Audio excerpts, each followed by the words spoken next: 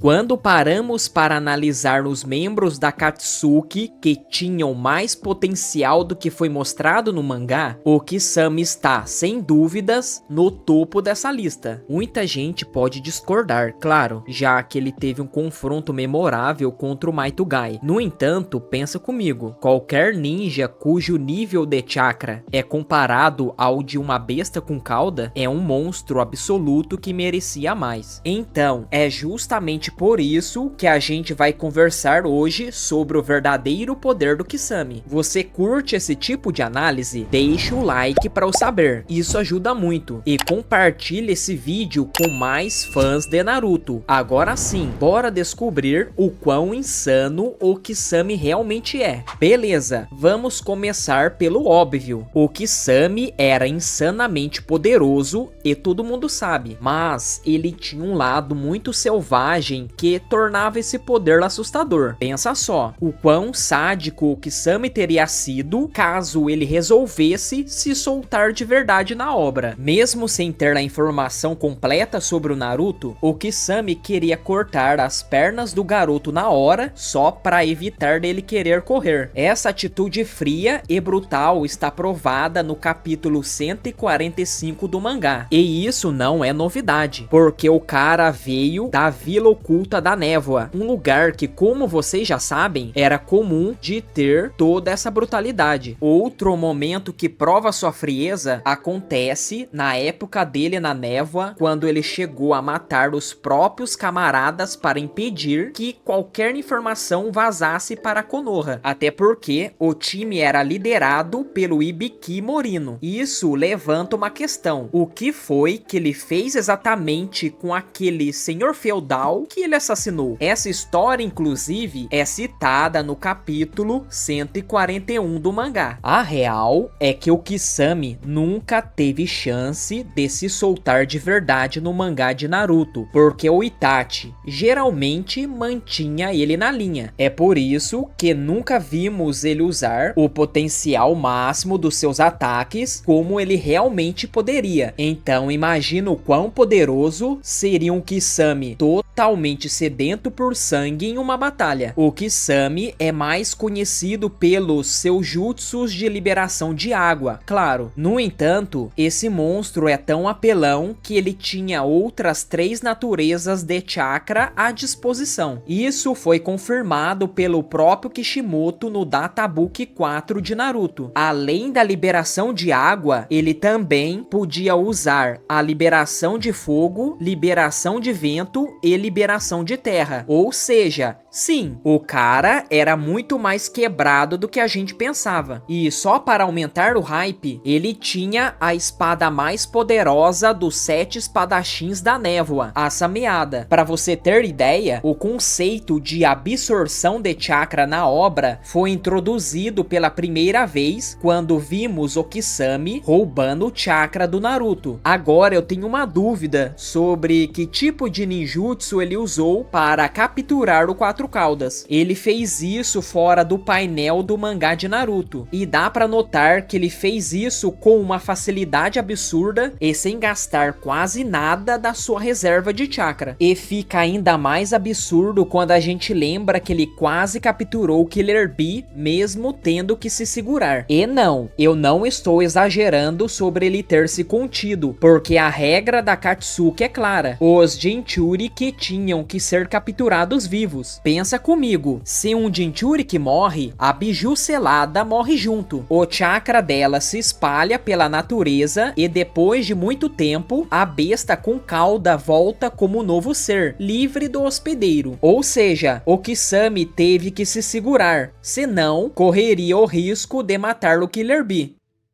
Olha só, com apenas 30% do seu chakra, o Kisame já foi poderoso o suficiente para forçar o Gai a usar o sexto portão. E isso foi o Kisame sem usar o poder máximo da Sameada na luta. Isso está no capítulo 260 do mangá. O nível de chakra dele era comparado ao do Naruto daquela época, que inclusive tinha o apelido de Biju sem cauda. Embora o Kisame goste de ataques grandes, ele também é extremamente habilidoso com a espada, sendo habilidoso o suficiente para matar os próprios camaradas usando apenas uma katana. E referente a essa meada, como eu já mencionei, e ainda além, é a espada mais apelona da obra, porque pensa bem, ela não só absorve chakra, como também é uma arma sensorial, alertando o Kisame sobre inimigos escondidos. E quando ela absorve o suficiente, revela dentes de tubarão que dilaceram o inimigo e, de quebra, cura os ferimentos do Kisame. No momento em que o Kisame se funde com essa meada, ele ainda ganha a habilidade de respirar debaixo d'água. E o mais insano é que essa meada consegue mascarar o chakra dele a ponto de nenhum ninja sensorial conseguir detectá-lo. O Kisame é uma besta absoluta quando o assunto é ninjutsu de estilo água. No básico, ele transforma a água em tubarões para atacar, viajar ou se esconder. Ele também consegue criar domos gigantes de água para prender os inimigos. E isso vira um problema enorme se você pensar que, com essa meada, ele respira debaixo d'água e consegue absorver o chakra do cara ainda. A maestria dele no estilo água faria até o Tobirama Senju se impressionar. Aí tu me pergunta o porquê. Se liga nesse painel, onde ele com apenas 30% do chakra e com um corpo que nem era dele, e o Kisame inundou o campo de batalha na luta contra o time Gai. E quando o Gai usou o Azaku Jaku, o Kisame gerou tanto poder que sobrepujou brevemente o ataque dele. Até o jutsu de invocação dele é ligado à água. Ele tem a liberação de água, 1000 tubarões famintos, que usou para esconder um tubarão e entregar informações do Naruto ao Obito durante a guerra. O jutsu Dança do Tubarão na prisão de água é um dos meus favoritos. Depois que ele usa a onda de impacto explosiva, o Kisame vira literalmente o centro de um domo gigante de água que o segue, tornando a fuga impossível. Além disso, ele usa a sameada para respirar debaixo d'água e ataca o inimigo sem parar. Para você ter ideia, esse jutsu é de rank S, por isso é tão apelão. Colocando em perspectiva, o jutsu básico prisão de água é de rank C, e mesmo assim é mortal, mas o jutsu rank C exige que o usuário mantenha contato constante, senão o inimigo escapa. Já o jutsu de rank S do Kisame torna a fuga praticamente impossível. Agora, voltando a falar do jutsu onda de impacto explosiva, é outro que eu gosto bastante. Quando o Kisame usou, foi a primeira vez que vimos alguém invocar uma quantidade massiva de água sem estar perto de um corpo d'água, desde a época em que o Tobirama usou contra o Hiruzen. Apesar desse jutsu ser de rank B, ele exige muito chakra. O Kisame consegue transformar um deserto estéril em um oceano. Isso é loucura. Logo após ele soltar a água de sua boca, o Kisame pode surfar na onda e atacar numa velocidade absurda. E lembra,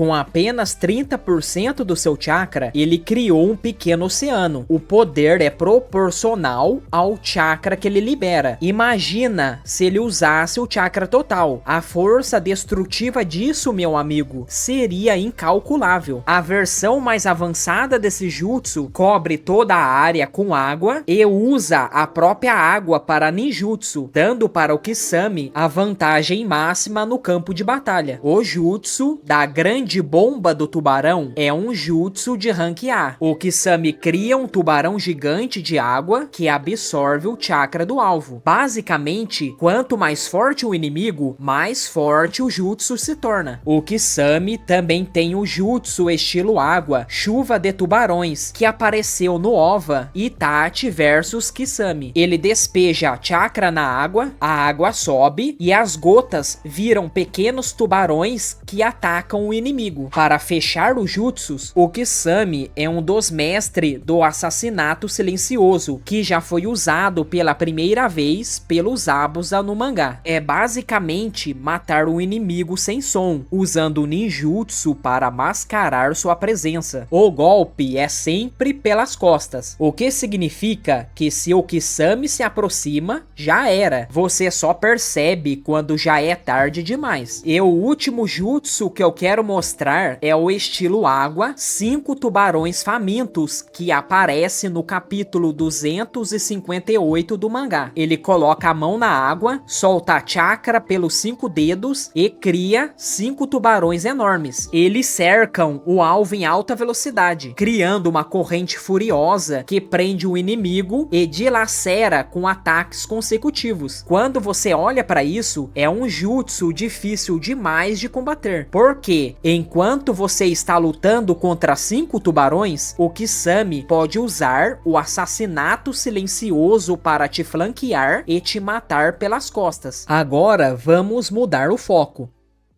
Seria um desserviço não falar sobre as outras habilidades que o Kisame tem, já que ele foi um dos 7 espadachins ninja da névoa. O cara é extremamente forte e não só em chakra. Você tem que considerar que ele matou o próprio ex-mestre, que era um dos mais fortes espadachins daquela geração e quem usava Sameada antes dele. Além disso, o Kisame conseguiu lutar contra o próprio time inteiro sozinho e mandou todos de arrasta pra cima, usando apenas uma katana. E tem mais, como eu já disse, o Kisame se igualou ao Maitugai por um bom tempo, usando apenas 30% do seu chakra. Além disso, ele era um espécime físico, tinha força física e velocidade brutais, combinando golpes fortes de taijutsu com cortes poderosos da Sameada. Você tem que considerar que ele é capaz de reagir aos ataques do Asuma, o mesmo que eliminou 8 shinobis do som muito rapidamente. E na segunda luta contra o Gai, ele conseguiu acompanhar no ritmo dele, mesmo o Gai sendo um usuário extraordinário de taijutsu. E para finalizar, vou fazer uma menção rápida referente à durabilidade dele. Se liga, o cara sobreviveu ao lariate de liberação de relâmpago do Killer Bee na segunda versão de Biju. Pensa nisso, o peito do Kisame estava completamente destruído, mas ele sobreviveu. E outro feito de resistência dele também foi tancar o golpe Hirudora do Maitugai. Se liga no impacto desse golpe. E mesmo depois de tudo isso, ele teve força para se libertar das restrições de madeira do Yamato, que são basicamente feitas para suprimir chakra. O Kisame se libertou delas usando poder físico puro, mesmo estando detonado. Então, não preciso dizer mais nada, né? Bem, é isso. Chegamos ao final da nossa análise sobre o verdadeiro poder do Kisame. Deu pra ver que o Kisame não mostrou o seu potencial máximo que ele poderia atingir no mangá. Ele estava sempre se contendo e segurando um poder que era absurdo. Agora, me diz aí nos comentários, qual ataque do Kisame foi o seu favorito? E o que você acha que um Kisame totalmente sedento por sangue poderia ter feito em uma batalha? Mas é isso, pessoal. Se você gostou de tudo que eu trouxe hoje, não se esqueça de comentar, deixar o like, compartilhar esse vídeo com mais fãs de Naruto e, por fim, se inscrever para não perder os próximos vídeos. Ah, e caso queira fortalecer o canal ainda mais, dá para virar membro também. Muito obrigado por assistir até aqui, valeu, tamo junto e até o próximo vídeo.